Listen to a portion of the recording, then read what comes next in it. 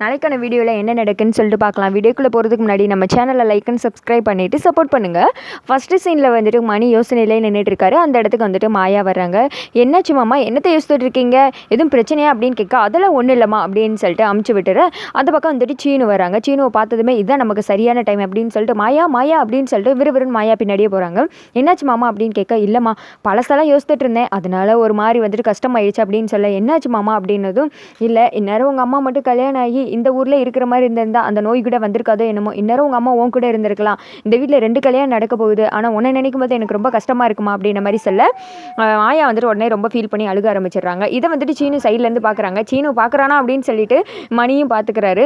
அழாதம்மா மாயா அழாத அப்படின்னு சொல்லிட்டு தலையெல்லாம் வந்துட்டு தடவி கொடுக்குறாரு. சரி நீ அழாத, நீ எதுக்கு கவலைப்படாத அப்படின்ற மாதிரி சொல்ல, இல்லை மாமா நான் நீங்கள் யோசித்த மாதிரி பலமுறை யோசித்து பார்த்துருக்கேன். காலையில் தூங்கி எழுந்ததுமே ஒரு செகண்ட் அம்மா ஞாபகம் வரும், இந்நேரம் அம்மா என் கூட இருந்திருக்கலாம்ல அப்படின்னு சொல்லிட்டு யோசிப்பேன் அப்படின்னு சொல்ல, நீ எதுக்கு கவலைப்படாத, நாங்கள் இருக்கோம்ல, இனிமேல் நாங்கள் இருக்கும்போது நீ இந்த மாதிரிலாம் பேசவே கூடாது அப்படின்னு சொல்லிட்டு உட்கார வச்சுட்டு வெளியில் வந்துட்டு வர்றாங்க. அந்த இடத்துல சீனு வந்துட்டு, என்னப்பா மாயா அழுகுறாளா, எதுக்குப்பா அப்படின்னு சொல்லிட்டு கேட்க, இல்லை ஒன்னால தாண்டா, நீ பண்ண காரியத்தால் தான் அப்படின்னு சொல்ல, நான் என்னப்பா பண்ணேன், நான் அவளை எதுவே பண்ணவே இல்லை அப்படின்னு சொல்ல, அதான்டா பிரச்சனையே, லவ் பண்ணிட்டு இந்த வேணான்னு விட்டு போயிட்டே.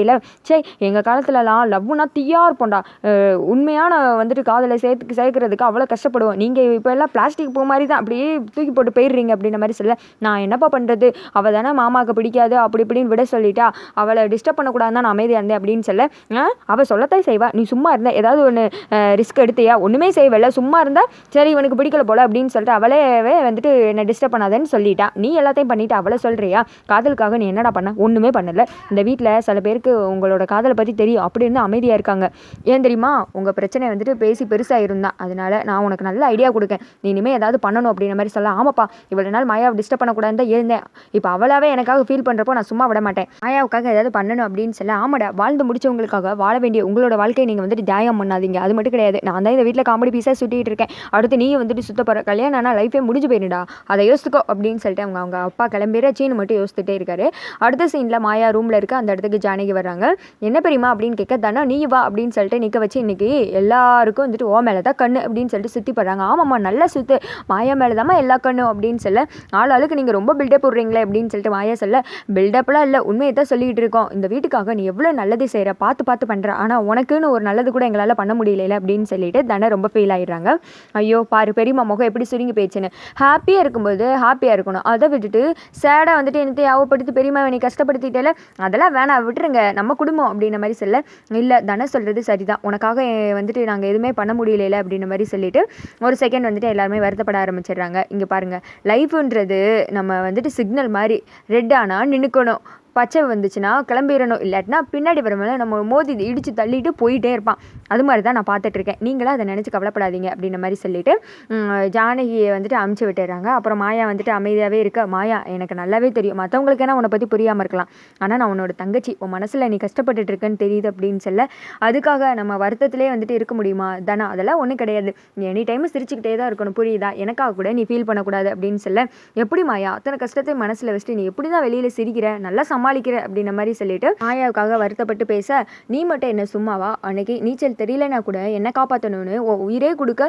தண்ணியில் குதிச்சல, அது மாதிரி தான் இது உனக்குன்னா நான் இருப்பேன் அப்படின்ற மாதிரி சொல்லிட்டு தனத்தை வந்துட்டு அமுச்சு வைக்கிறாங்க. ஆனால் அமுச்சு விட்டதும் ஒரு செகண்ட் வந்துட்டு மாயாவும் ஃபீல் பண்ணுறாங்க, நம்ம லைஃப்பை வந்துட்டு இப்படி ஆயிடுச்சே, நமக்கு பிடிச்ச மாதிரி இல்லையே அப்படின்னு சொல்லிட்டு.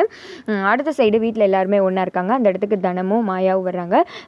பேசு சொல்லு அப்படின்ற மாதிரி சொல்ல, என்னது 2 பேரும் மென்று முழுங்கிட்டு இருக்கீங்க அப்படின்ற மாதிரி வந்துட்டு அவங்க பாட்டிமா கேட்குறாங்க. இல்லை நாளைக்கு பக்கத்து ஊரில் ஒரு கேம்ப் நடக்குது, நாங்கள் அதுக்கு போகணும், நான் மட்டும் தனியாக போல மாயாவும் கூட வர அப்படின்னு சொல்ல, அதெல்லாம் ஒன்று வேணாம் அப்படின்ற மாதிரி பார்வதி பத்மா எல்லாம் சொல்கிறாங்க. அது போனால் தான் மார்க்கெட் வேறு சொல்கிறாள், இப்போ தானே போக முடியும், அதுக்கு மேலெலாம் போக முடியாது அப்படின்னு சொல்லிட்டு மாயாவும் சொல்ல, பாட்டிமா டக்குன்னு சரி போயிட்டு வாங்க அப்படின்னு சொல்லிடுறாங்க. சாரு சொல்கிறாங்க, என்ன பாட்டி இதுக்கெல்லாம் ஃபஸ்ட் நீங்கள் அலோவ் பண்ண மாட்டீங்க, ஆனால் இப்போலாம் அலோவ் பண்ணுறீங்களே அப்படின்ற மாதிரி சொல்ல, இருக்கட்டும் போயிட்டு வரட்டும், பந்தக்கால்லாம் நடுறாங்க, அந்த இடத்துல தானே எங்கேன்னு கேட்பாங்க, ஆனால் நம்ம எதாவது சொல்லிக்கலாம், அது மட்டும் இல்லாமல் மாயா இல்லாமல் இருக்கிறது நல்லது அப்படின்ற மாதிரி சொல்ல எல்லோரும் நக்கல் பண்ணி சிரிக்கிறாங்க. சாரு பத்மா பார்வதி எல்லாம். அடுத்து வந்துட்டு சீனு ஒரு மாதிரி யோசனையில் இருக்க, மணி அந்த இடத்துக்கு போகிறாரு. என்னடா யோசிச்சுட்டு இருக்க, எது சரியில்லையா அப்படின்னு சொல்ல, ஆமாப்பா சரியில்லை அப்படின்னதும், என்னடா ஃபேனா நல்லா தானே இருக்குது அப்படின்ற மாதிரி சொல்லி, சும்மா இருங்கப்பா மனசு சரியில்லைப்பா ஏதாவது பண்ணணும் அப்படின்னு சொல்ல, இப்போ நீ அமைதியாரு, நேரம் பார்த்து வந்துட்டு நான் ஏதாவது ஒன்று சொல்கிறேன், அப்போ நீ கரெக்டாக பண்ணிடு அப்படின்னு சொல்ல, சீனு வந்துட்டு கிளம்பிடுற, பையன் நம்ம வழிக்கு வந்துட்டான், டக்குன்னு உங்களை ஒன்று சேர்த்தணும் அப்படின்ற மாதிரி இவர் யோசனையில் இருக்காரு. அடுத்த சீனில் கடைசியாக சீனு ஒரு லெட்டர் எழுதி வச்சுட்டு வீட்டை விட்டு போகிற மாதிரி காமிச்சிட்டு காமிச்சிட்டு இருக்காங்க. இந்த மாதிரி நானும் மாயாவும் லவ் பண்ணோம், உங்களுக்காண்டி தான், குடும்பத்துக்காண்டி நாங்கள் வெளியில் சொல்லலை, நான் இப்போ வந்துட்டு மாயாக்காக வீட்டை விட்டு போகிறேன் அப்படின்னு சொல்லிட்டு எழுதி ரகுராம் அவங்க ரூமில் வச்சுட்டு ஓடி போகிற மாதிரி காமிச்சிட்டு இருக்காங்க. அதோட பார்த்தீங்கன்னா இந்த வீடியோ வந்துட்டு முடிஞ்சிருது.